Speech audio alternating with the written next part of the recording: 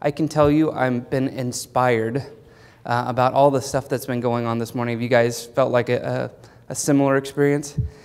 The good and the bad about it is my son is going to hate me when I go home because now I have a whole bunch of strategies to work with him. And he is the type of kid who does not like to read too much. But I know that this year it was a great year for him because I can no longer flip through the channels real fast without him seeing what's on the other stations, as in the guide, because now he can read fast enough to know, Adventure Time, let's watch that. So it's good that his reading is that well, but it's also bad for me that I don't get to watch what I want to watch anymore. So I can't say, no, there's Cartoon Network's not on right now. No, it's definitely there. But I come from a different point of view because my 9-year-old son has autism. And so as a third grader, he reads much like a second semester kindergartner or a first semester first grader. And so the great thing about it, and I know people would say there's no silver lining, the great thing about it is as you've had kids that are typically developing, they go through stages so fast you forget about, oh, they used to be able to do this and now they don't do it anymore. His stages take a lot longer, so I get to enjoy some of those stages that you just love to hang on to you and cuddle with you and read a book to me tonight, Dad. So we've been reading Curious George for the last 6 months. But, I love it because now I can relish those types of things. But we're not talking about my son. We're going to talk about next generation assessments. And everybody wants to know what's coming. While there's a lot of good things, and somebody said it earlier today, don't throw out the baby with the bathwater, it is changing what we're doing. So while I put this down about a month ago, or 2 months ago, of this is going to be the title of my topic, because like all presenters, I finished it about 15 minutes before I gave this. I wanted to have another subtitle. If you're a Harry Potter fan, you'll like this, Unfogging the Future. Because nobody knows what it's going to be, and everybody is scared about it, but they want to know what you know. And so I'm going to do my best to show you what I know, and hopefully it will be at least enough to get us talking, because my heart and my passion is really back to the classroom teacher. I don't like to talk about things that only happen at a district level or only at a state level. It's really, if it doesn't change what's going to happen in the classroom, stop doing any of it. If the assessments aren't going to change it, if the standards aren't going to change it, let's actually get to it. So I would say we are at the crossroads of education. We are at a place where we can take off or we can fall back to what we've used to do. And if you can kind of see this, I picked this up on accident, but you see right down here, the easiest, just run home. And I'm afraid that's what we sometimes get when we get new standards and new things to talk about. It's easiest just to say, it's too hard, let's just go back to what we used to do. And I have to try to challenge teachers at times, and it really doesn't make me popular with teachers when I go into a district to say, well, are you doing it because it's hard, or you're not doing it because it's hard, or are you not doing it because you'd really rather just do what you wanted to do back in the classroom, and you don't want anybody to mess with you. And so it takes a lot of courage to do something different that you know has been successful for the last 15, 20 years and take it into a new type of education. So let's talk about college and career ready standards, or the Common Core state standards. In college, what we're finding out is that they are unprepared. We are not preparing them for college. Let's give you some statistics about that. According to a whole bunch of different websites, and if you want the resources, I can give them to you later, approximately 22% of all college freshmen have to take some sort of remedial course in college. Now, what does that mean for you? That doesn't mean much, but it's costing taxpayers every year about $3.6 billion in having to subsidize these remedial courses. If you back it up to just asking kids about it, the college freshmen will say that 60% of them will say, I'm not ready for college, and 80% of them said, high school was way too easy for me. A full 50% of all college freshmen don't finish their first year of college. And so we are vastly under-preparing them for a world that we know will help them. If you look at the Department of Labor Statistics, or the Bureau of Labor Statistics, we know for a fact that the more education you have, the lower your unemployment rate and the higher your earnings are going to be. We know it. We've studied it year after year after year. So the question is, why? Why in the world are we not preparing these kids for college, or why are they not feeling like they're prepared when they go there or dropping out? Let's just do this. If we get away from college, because college and career ready, we don't focus as much on the career ready. This is, again, from the Bureau of Labor Statistics, the fastest growing jobs in the next 8 years. And they go from bottom to top of a % increase. As you can see there, some of these do not require a college degree. Actually, if you look at it, only 20% of all jobs in the United States will require some sort of college degree. But yet we send everybody to college. And you can see here that while we know that these things are going to happen in the next 10 years, and we project it out, we're actually not preparing them. So enter the Common Core State Standards. And the reason why we have the Common Core State Standards is this, if you'll read.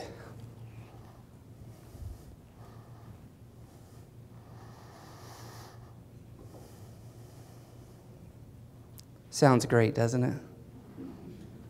Rainbows will explode out of your school when you achieve this. It will be a utopia that unmatched in the history of the United States. But it's a great thing. How many people in here have talked to friends, family, acquaintances about the Common Core, and they say it's just a ploy of the federal government to take over schools? Absolutely. The other one that I got, my favorite one, a friend of mine who lived in Alaska who posted something on Facebook, and I just responded, what's your problem with the Common Core? I'd really like to know. He said, well, it's not constitutional to have standards. Okay, yeah. I'm like, well, it's in your state constitution. And if you don't want the state constitution, well, then it's your local. So what standards are we going to use if you don't want to use a federal one? Or if you don't want to use a state one? There's a lot of misconceptions out there and a lot of, unfortunately, hatred and anger going on about these Common Core state standards. So let's dig into what's the next generation of assessments going to bring us, because really that's what we want to do, is we want to make sure that we are testing kids in a way that we can elicit the evidence to get a Common Core state standard achieved. So, enter in the assessments. This is where I am. I am the kind of person who is a teacher by trade, so if you want to stop me and ask questions, please do at any time. I'm not that exciting to listen to. I hate even listening to me for an hour. So, it's true. Are you ready for a joke? I can tell a joke later. Okay. So I went through the checkout line the other day, and I had a single-serving dinner, and I had single-serving Cokes. I had single-serving dessert, and the girl behind the counter looked at me and said, "Oh, you're single, aren't you?" I'm like, "Why? Because all these single-serving stuff?" She goes, "No, you're ugly." But okay. Let's talk about next generation of assessments. There's some new types that are going to be out there. Right now, we have multiple choice. When you're talking about multiple choice, really, what's your chance of getting any multiple choice correct? I know it's literacy, it's not math, but 1 in 4. It's always 4, isn't it? Just like how many questions should be on every test? 100, yeah, exactly. 100 questions every. So instead of the multiple choice, we're coming out to the EBSR, the evidence-based selected response. Let me show you an example of one.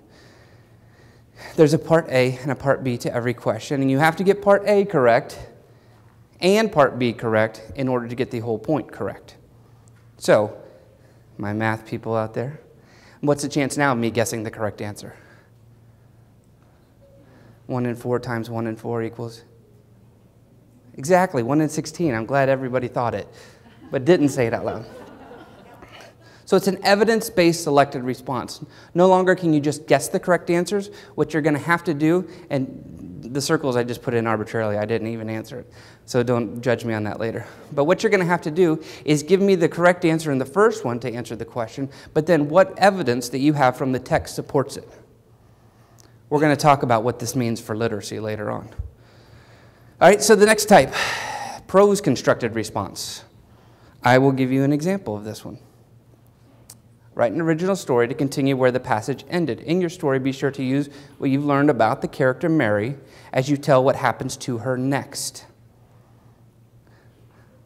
What am I going to have to do? I want you to discuss at your tables What do you have to do as a teacher to prepare kids for this type of item? You have 30 seconds. Go.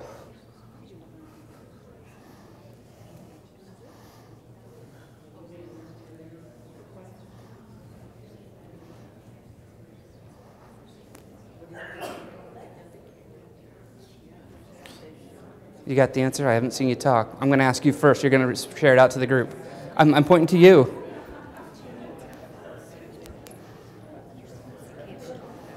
Doesn't that put fear in you? That's formative assessment. Hot seat right there. Yes. Prose constructed response. I hear a lot of the same things going on in the tables. You're going to have to actually have them read for understanding, and then also have to predict what's going to happen next based on the evidence of what you just read. So, how many correct answers are there to this question? Thousands upon thousands. But all you have to do is just make it make sense. And so you have to back up what you have to say. You're feeding me lines. I like this. That's good. Multiple correct? Now, again, this is a math one, but what do you have to do differently for this problem than you have to do for a multiple choice? You have to do them all, every last one of them. So all those things where we used to teach kids how to take a test, and once you find the right one, mark it and keep going on. Now they have to go in and they do every single one of them. They have to know it at a much deeper level of understanding in order for them to be aware. And then the last one, multi-step performance task. I don't have an example there because it would take multi-step performance task for you to do it. But what it is just the evidence here is going to suggest that we have to take what is being asked of us. We have to give evidence to show that we know what we're doing. We have to write out the steps in it. We also have to explain ourselves. And then in doing that, we have partial credit. That's the big change in assessment, that you're really going to see partial credit. I always try to say this to teachers because they get nervous about saying that. Is there anything in your life that you're 100% right on or 100% wrong on? All the time. Christy's the only one. Just the 100% right? Exactly, thank you. So there's very few things that we don't get something partially right. And if you think about it, I said I wasn't going to do this, but I have to do it because I like it. What's the most engaging thing that students do in this day and age? Text? Not all. Hopefully not. What's that? I heard it. Computer games, video games. Why are video games so popular? It is assessment at its best. You can have a kid in class who can barely read, who doesn't know his left foot from his right foot, but can handle every level of the last game he did. Why? Because what does this game get to do that we don't do in classrooms? Ultimately boils down to one thing and one thing only. They get to make a decision every 3 to 5 seconds. They get immediate feedback on that decision. There is research in the brain that says you get euphoria, you get the endorphins released when you make a right decision and you get feedback on it. So these kids are literally being getting high on video games because those endorphins are activating the opioid centers of the brain, and opioid centers, for my literacy people, what does that sound a lot like? Opium, exactly. And so they are feeling euphoria by keeping to do these games over and over. So who gets rewarded as a student? The kids who are bold, the kids who make quick decisions, the kids who are persistent, the kids who will do it over and over and over again. Why? Because they don't get hurt if they do it poorly. They get to just try a new way that didn't work. And if they get stuck and still can't do it, what do they get to do? They get to start over. Or if you're like me, when my son wants me to help finish an Angry Bird level and I can't do it, I jump online and find out how did somebody else do it, then I do it the same way. So is there any such thing as cheating? No, there's just using every resource available to you. Again, you as a professional, and we have some doctorate level people here, is there anybody in here who never has to consult any kind of work ever? No, you're always looking up things. So how do we build the next generation of assessments? At CTB, we have contracts in a lot of different states. We actually are the only people who wrote items for both the Smarter Balance and the Park Assessment Consortia. And now we have a Plan B states with everybody jumping away from it, saying, no, we want to do our own thing, but we want to do it exactly like they just did it. Okay, we'll do something different for you. So how we build it. If you want your teachers in the classroom to know how to change their classrooms, this is how we do it. It's super secret. I can tell. We start with the standard. Isn't that amazing? To start with what it tells you they need to know. That's why, excuse me, that's why it always gets me, my friends who berate me about the Common Core. It's, nobody's teaching you how, or telling you how to teach it. We're just saying they just need to know this by the time they graduate high school. And that's all of a sudden they have their light bulb moment, go, oh, that's it? Oh, well, there's nothing insidious about that. Like, well, that's true, but we did hire a new person to twist their mustache this year, so we're getting ready for it. So we start with the standard. We know exactly what the standard is asking, and then we decide what the evidence that we need to get to demonstrate that their achievement of that standard. So if the standard was they should be able to tie their shoe, what evidence would suggest they tie their shoe? They tie their shoe, exactly. That's amazing. You are so smart. Give her extra credit, okay? Then what we do is we create an assessment to elicit that evidence. So whether it's an assessment item or it's an entire assessment or it's a group of items, what we do is we just figure out what we do. So if we go back to our shoe demonstration and tying it, what would be the assessment we would do? Come on, I've got a lot of educators in the room. You could do a performance task where they do what? Where they demonstrate tying their shoe. What else could we do? They could explain how they tie their shoe verbally. Or sequence it with pictures. You guys are amazing. Because what you're doing is exactly what we do. Is we figure out what evidence it needs, and then we come up with multiple ways that you can demonstrate that you know that standard.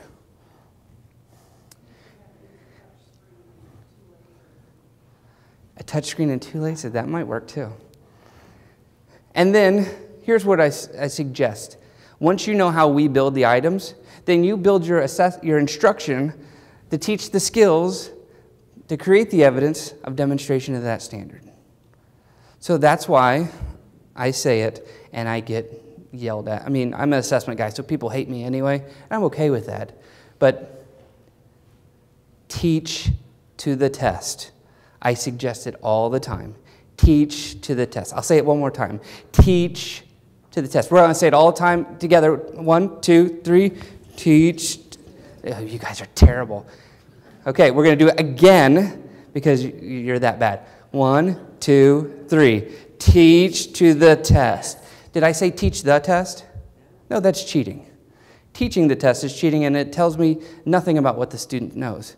But if I know that they're going to have to tie their shoe at the end of kindergarten, what should I be teaching throughout kindergarten? Not how to buckle their belt, but how to tie their shoe. So when it comes time for the test, now it may be tying somebody else's shoe, and so that's a transference of skills, but they still know how to tie a shoe. So you teach to the test. That right there, the first, outside, inside, last, it's a math method. The FOIL method, you guys have done that before when you were in school? Your teacher didn't teach you the items. She taught you the skill, or he taught you the skill, in order to be able to solve any problem that looked like that. So, if the question is, this is the new standards, what are we now teaching? And I showed you the new assessment items. I kind of hinted at it, but what should we be teaching? Let me tell you a little bit about the internet, because I know that's exactly where your head went. This is the usage of the internet in 2012. This is the latest numbers I could find on it. In 2012, there were 2.4 billion users on the internet. In the year 2000, there were 360 million. Now, the World Wide Web is what we're familiar with, is a small portion of the entire internet, but 2.4 billion users. How many people are on the planet? A little over 7 billion. So this represents roughly 30%, 33% of the planet. And the plurality of them are in Asia, North America at 11%, which North America is about 11% of the world's population. Well, a little bit less, but we're really close to everybody in the world using it. Let's talk about the United States. 66 hours a month are spent by people working on a computer, not including your work. How many people feel like you're on the computer all the time? Now, I used to work in central office, and one day the power went down for one reason or another. I had no idea what to do that entire day. I can't email, filing, I think, was all I got to do that day, and that didn't take very long. 66 hours outside of work that we spend a month. 7 hours of that are spent on Facebook. That's more than we spend on Google, Yahoo, Bing, and one other search engine all put together. Just searching through Facebook or posting things on Facebook. And I think 6 of those hours are spent by a friend of mine who posts everything about their life on there. Because I need to know what they had for dinner. And I need a picture of it, post-haste. Let's talk about it. Every minute of every day, 20 hours of video are posted to YouTube. We spend about 3 hours a month watching streaming services on the internet. Now, that's 2012 statistics. Or no, that one was 2010 statistics. That's before Netflix became a huge streaming thing. I know personally I spend a whole lot more time than that. We spend about 153 hours a month watching television. I got rid of my cable because I can spend $8 for Netflix and watch almost everything I want to watch. We are in an age where everybody has access. 75% of all Americans have broadband access in their homes. In 2012, there were I have the statistic up here. I don't want to remember it wrong. It was 11 billion web searches every month on Google, and 1.3 billion gigabytes of information traded around by phone. And at that time, only 26% of the United States were using their phone for internet. Is there a time and a place that you can't look up anything anywhere? No. Which people say Google is the end of all bar arguments. Because you can't now describe, no, it was this pitcher who did that. No, it was this pitcher. No, it was wrong. He's right. You don't have to have these arguments about information. The information is available to you, and not only available to you now, but getting more and more available as we get to the future. So, I pose my last question. What is it we need to know? What is it we're trying to assess?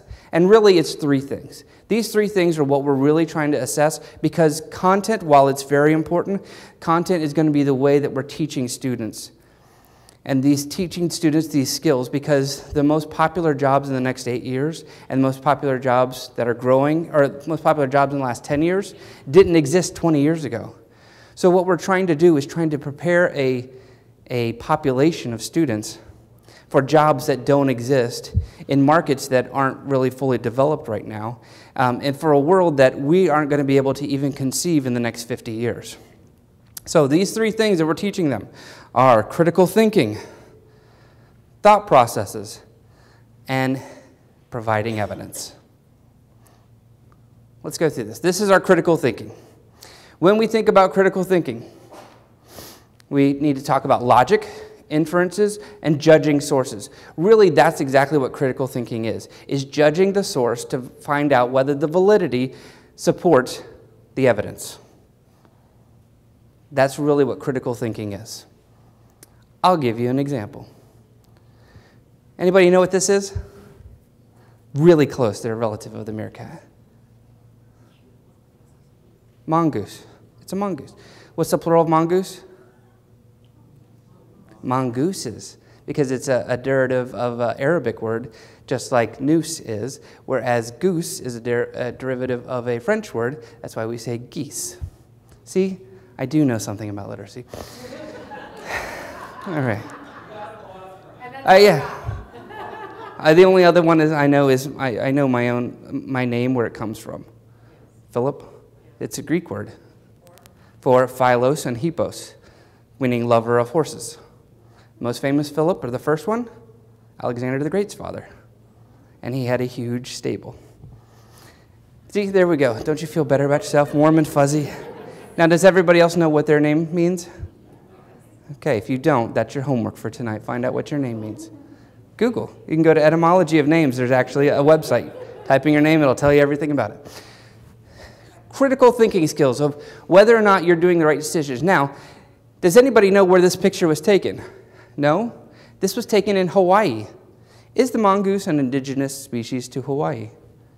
Absolutely not. Now, what happened is when all the 18th century, 19th century sailors found Hawaii and started unloading their ships there because it was a nice place to stop, refuel, do all that stuff, all the ship rats used to climb off and go onto the island. There is no natural predator of a rat in Hawaii.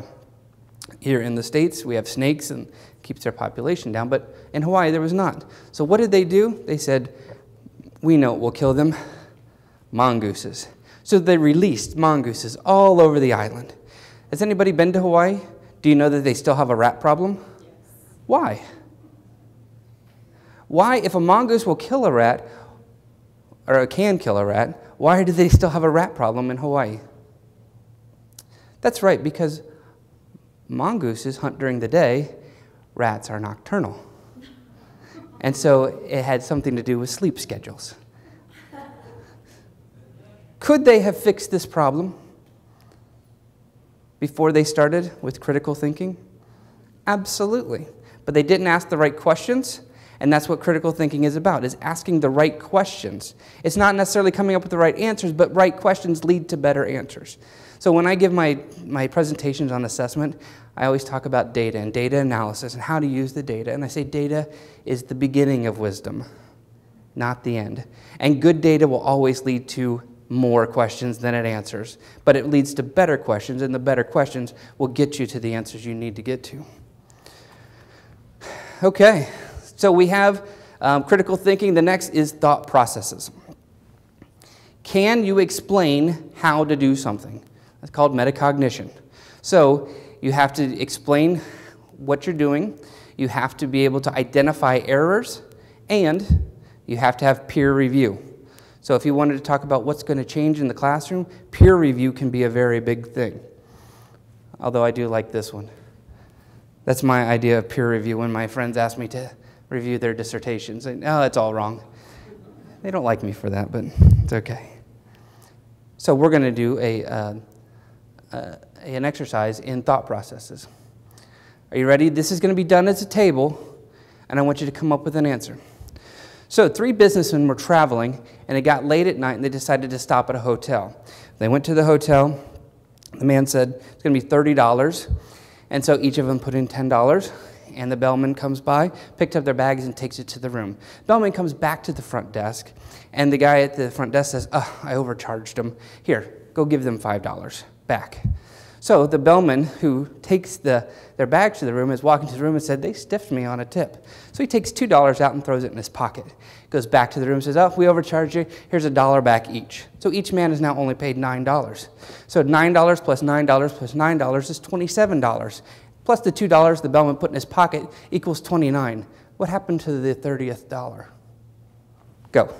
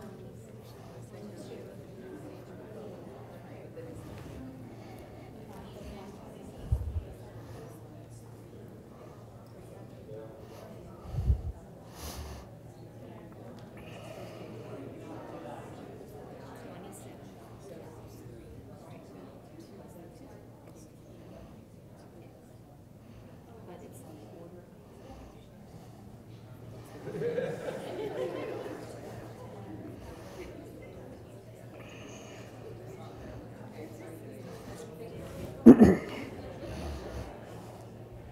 love this.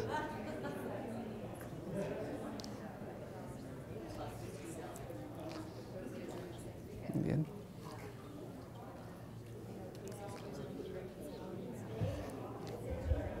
Okay, I hear a lot of talking going on, and a lot of thought process, and a lot of, I think, Common Core funky math is happening.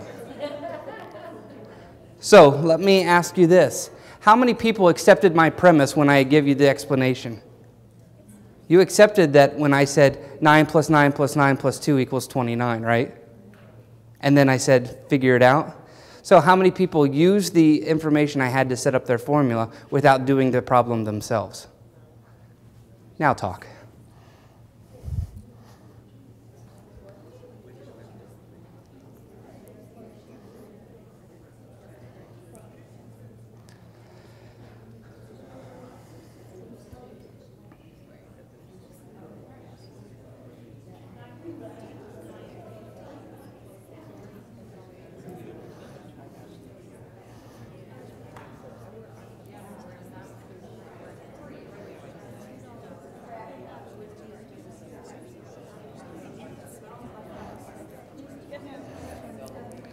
All right, I'm going to ask you as a group, which I know that in a formative assessment technique, it's always best to call on somebody because then everybody has to come up with the answer. But I'm going to be nice today, and I'm going to let you volunteer. What was the error in my logic? Anybody identify it?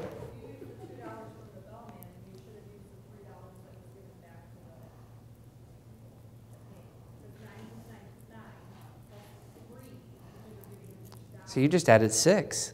Because I gave them back $1. If you gave me 10 and I gave you back $1, then you only pay 9.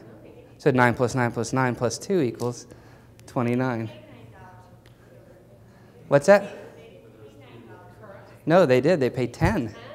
Well, they paid 10, but then when they got the $5 back, they only paid about $8. Exactly. And so it has to be taken out of $28 and not out of $30 now. But you get the point, is what you have to do to figure this out. And I've done this with many, many classes, and I have frustrated kids to no end, because then at the end of the day, I'll say, oh, nope, you guys didn't get it this semester. I'll tell you again next semester. I know, they hate me for it. But somebody figures it out eventually, because what they have to do is they have to identify the error in my premise. And then say, no. But it takes a lot for a kid to tell the teacher, no, you're wrong in your math. And that's partly why I did it, is to get to the point of I'm not always right. Figure out, make sure you double check my stuff. But those errors in thought processes and those being able to identify are going to be very important in the next generation of assessments, because I can tell you I've seen one of the items and it says, Sally comes up with this premise. Here's the function it's a math problem, and she says, here are her 3 conjectures, and it lists the conjectures. Then it says, is Sally right or wrong? Tell which ones are right and why, and which ones are wrong and why. Is that a different level than we have to do as students now? Absolutely. Because now it's not just, yeah, they got it right, or no, they got it wrong. It's not just one of those things of, you've got 4 answers on your multiple choice, plug each one in and then check your work that way. Now it's, why were they right and why were they wrong? Or we even say in some of the questions, this is wrong thinking. Why is it wrong thinking? Now it can be wrong in several different ways, but what they have to identify it is well enough to know what's wrong about it. And Einstein, one of my favorite philosophers of all times, and I know he's a smart guy, but he always said, if you can't explain it simply, you don't understand it well enough. And we have to get to the point where our kids can explain things to us in very simple terms. It may be a complex thing, but if they can boil it down to that simple term and say, no, you're wrong because you didn't see this, or you didn't pose it this way.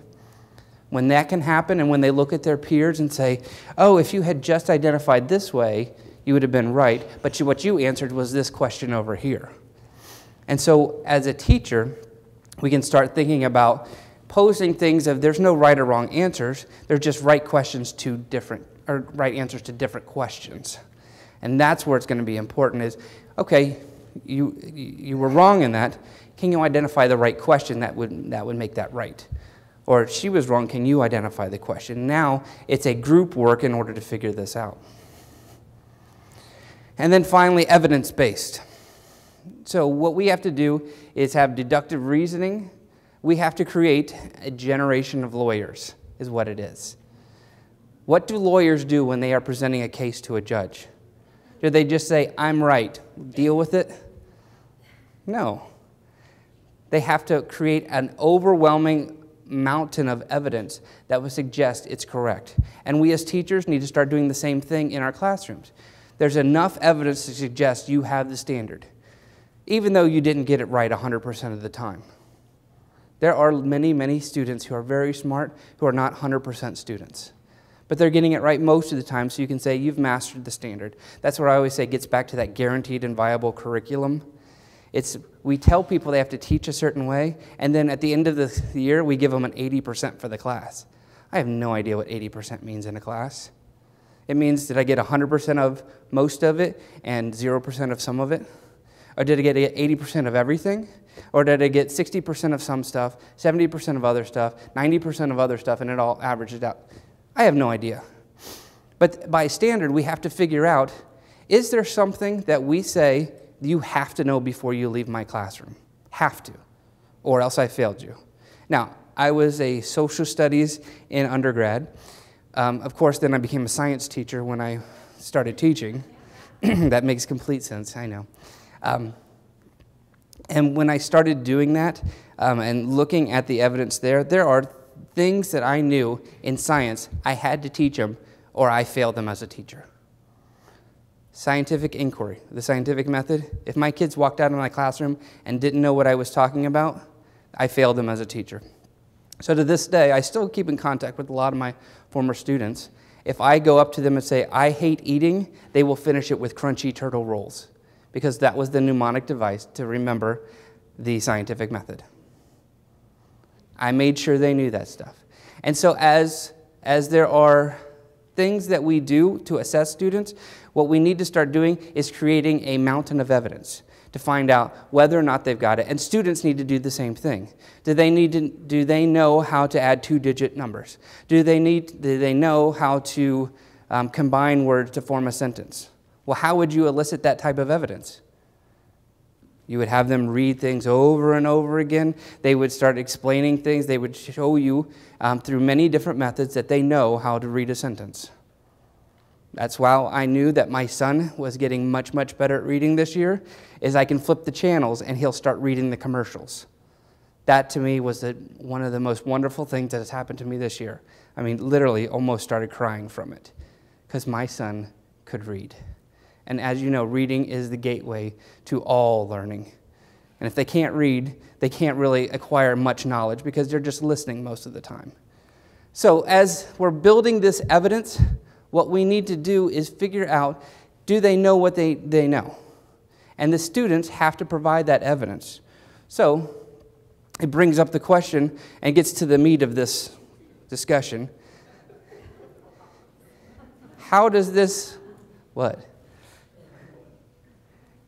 I found the picture first, then added the pun later. How does this relate to literacy? Now that you know what we're going to be assessing and how we're going to be assessing, how does that change the way you think in the classroom? Because again, like I said before, if this information doesn't change what you do in the classroom, then don't listen to me at all. If you have an assessment and you don't ever use the data, never give the assessment. If you have a book and you're never going to ask the students what they learned in the book, don't make them read the book. That's why I always hated my teacher in high school.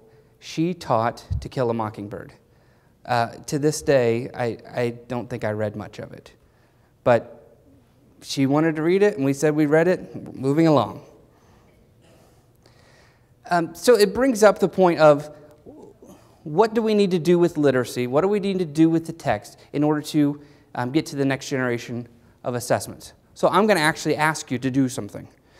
At your table, I want you to talk about what's going to be the changes to the classroom based on this new information. You got about 2 minutes. I'm going to ask every table, and you're going to give me one thing that we need to change today to start preparing for the assessments next year. And yes, for many people, it is next year. Okay? 2 minutes, go.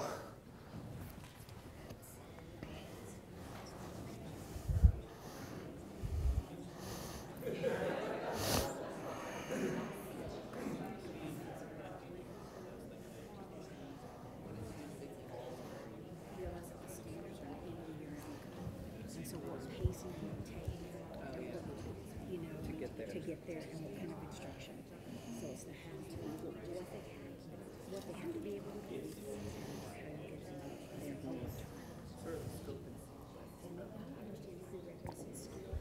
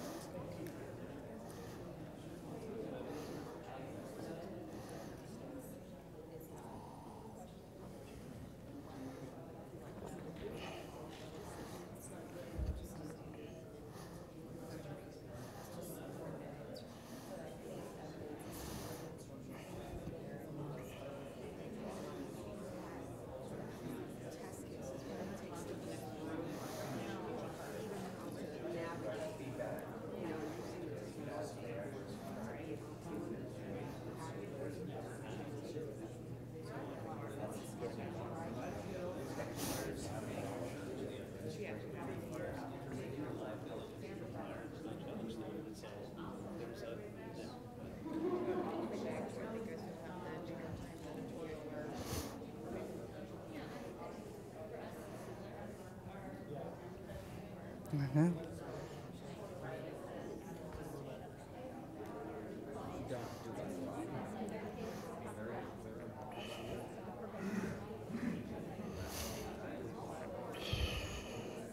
Got about 30 more seconds and we'll wrap up this activity. Have your one thing that you're going to do.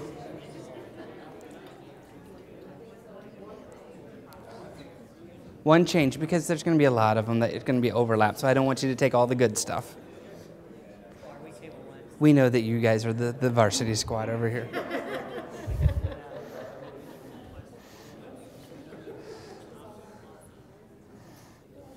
I say that in a very pandering way, so if it helps.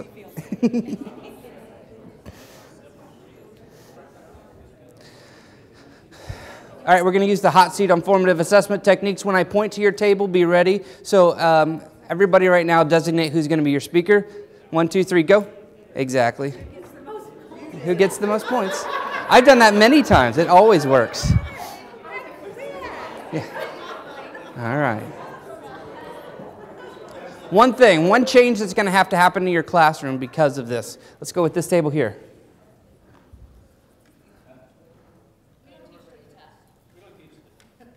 You don't teach the test? No, we don't teach the standard. If the test doesn't measure the standard, the test is not a valid test. That's true. Promote teaching to the test rather than teaching to the standard, I would argue, gives the wrong impression. It's the standard that's most important. The test is the way we operationalize the standard. Okay. So if we look to the solutions to teach the standard, we have to look to the research community, not to the standard. Okay. All right. Our table, Okay. it goes with what you're saying.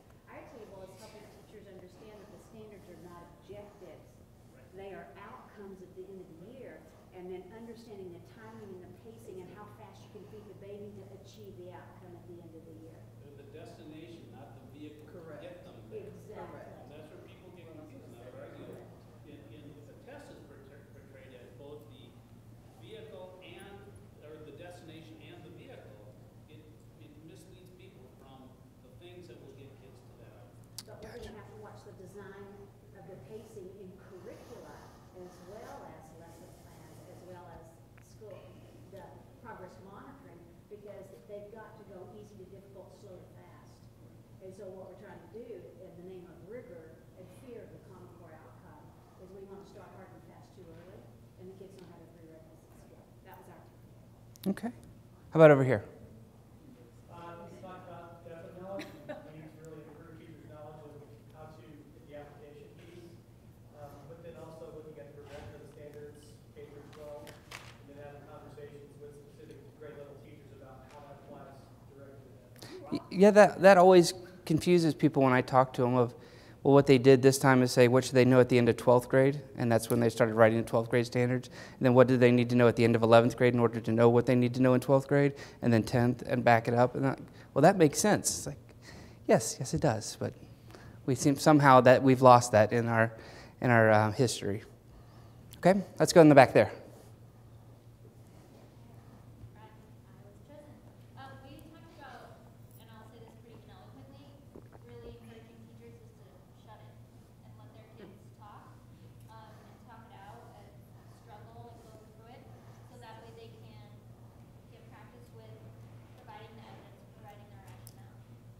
I think you said it very eloquently. Short and sweet. How about over here?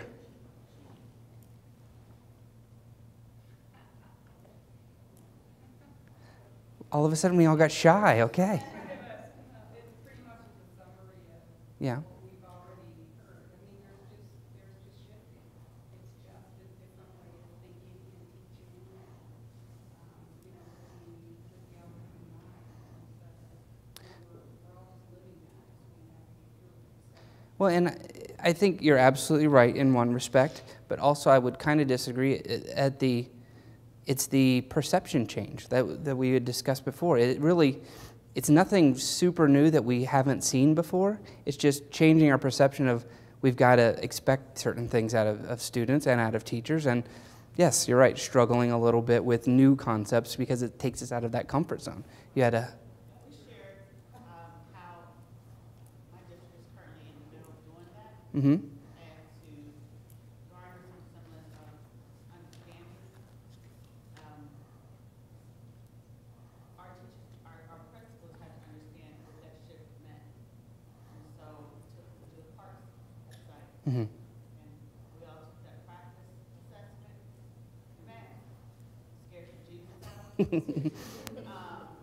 So we then understood the need to shift, not teach to the test, but create a classroom where students are encouraged to think about thinking and engage in that process.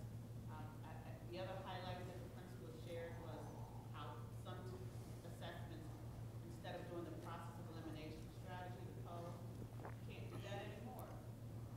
You might have this question with 10 answers and it said, select all the answers that best answer the question. So understanding what is going to be asked of students so that as we create our tasks, as we engage and facilitate our lessons, we understand what the end is. Absolutely. And don't get me wrong when I say teach to the test. Again, I'm not saying teach the test. But I'm saying that what we do when we design those tests is elicit those skills that we know that if you provide that evidence, the standards are being achieved. I knew that's what it was. That's why we had that connection. So it's really is that interaction with the text. And that's what I've heard people say kind of over and over again today. And I'm glad somebody else said it too, so I seemed like I was the crazy assessment guy. But it's really that interaction with the text, that discussion you have of, well, what does it mean when Chief Joseph said this? And then when you talked about his father making that plea to him, that puts a different level of, this must have been really, really hard for him to do, rather than just saving the lives of his tribe. Now he's also disappointing someone else he made a promise to. So that interaction is what's going to have students read at a deeper level. Close reading, yes, it's a good thing, but it's also reading it for evidence.